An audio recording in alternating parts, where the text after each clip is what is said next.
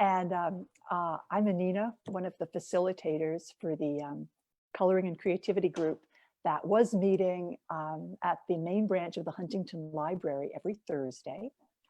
And we have been so lucky because we've been able to be in touch with the Zoom meeting.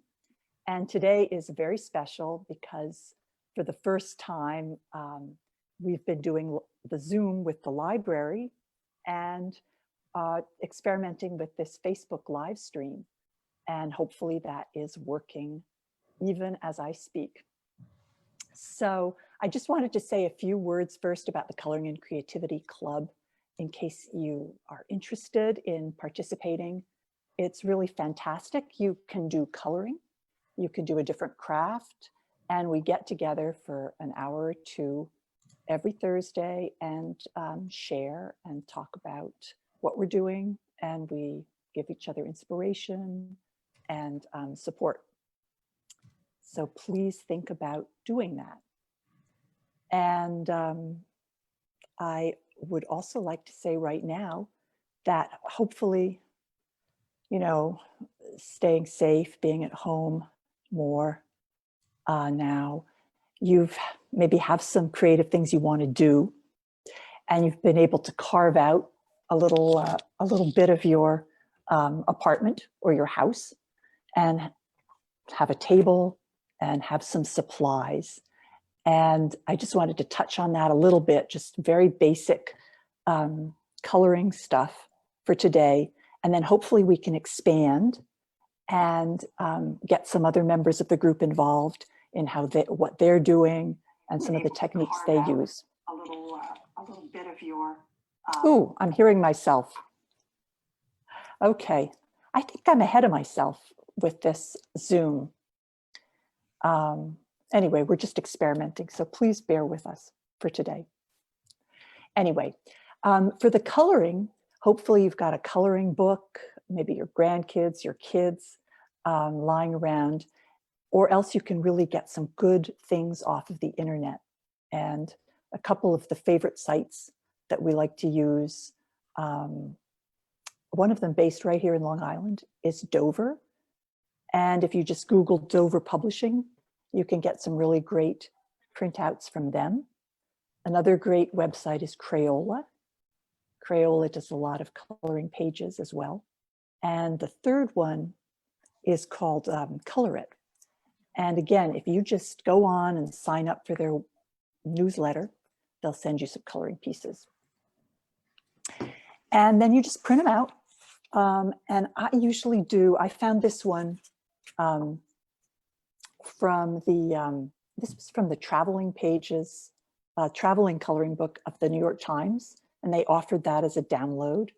One of the librarians told me about this, and it's great. They have about 5 of them.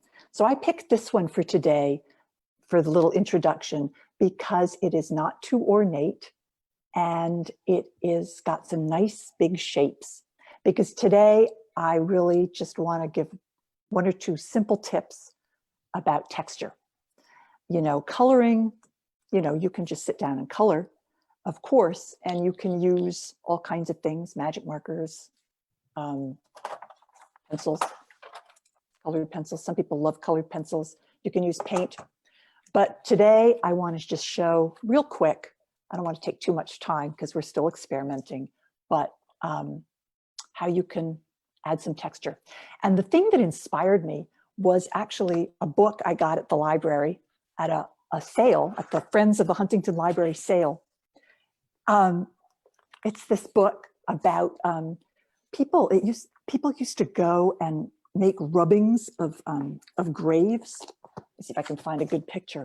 But they would just put a piece of paper on a gravestone, and they would get this really interesting like relief effect. And it's so easy to do. So if you have just a coloring page, you can just get going and just think about, whoops, sorry, what you might have lying around that you could get that same effect with. The first thing was corrugated cardboard. Actually, we even sometimes color on it, you know. So that was the first thing. So you have your coloring pieces, and maybe you have a piece of paper that is blank. So you can fool around a little bit and see how it looks before you get it on the coloring page. But this is really fantastic, just a piece of corrugated cardboard. And for these things, the colored pencils really work best. So you can probably do it with a crayon or a pastel. Magic marker won't work. So keep that in mind for the texture. And you just kind of run it along.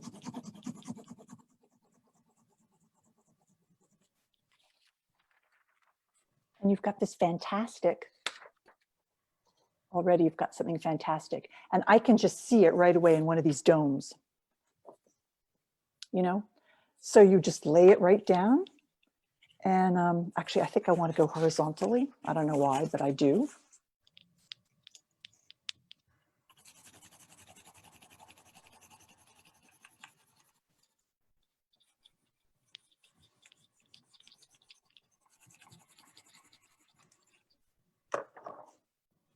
And you get this great texture.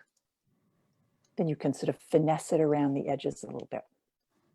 But really nice, simple. The next thing that I was going to talk about today, just real quick with the texture, is clay. Maybe you have some lying around, I don't know, modeling clay. Just take a rolling pin and roll it out. And then you can put texture on it with cooking implements, knives, anything you have. And I happen to, I think I used a stamp on this one. I had like an old rubber stamp and I stamped it into the clay. This would be perfect. Again, think about those graves that you're rubbing on. And I would put it maybe under the one in the middle. It's a little more challenging than the cardboard, but, and I have a gold pencil.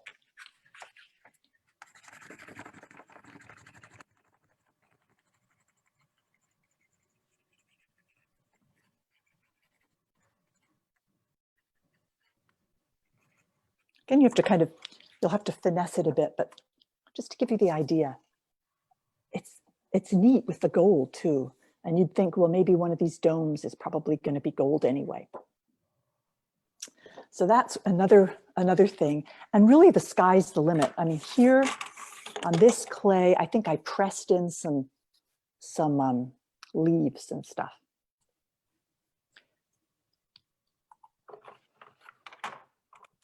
And then the last thing is whatever else you have around, like really start to think.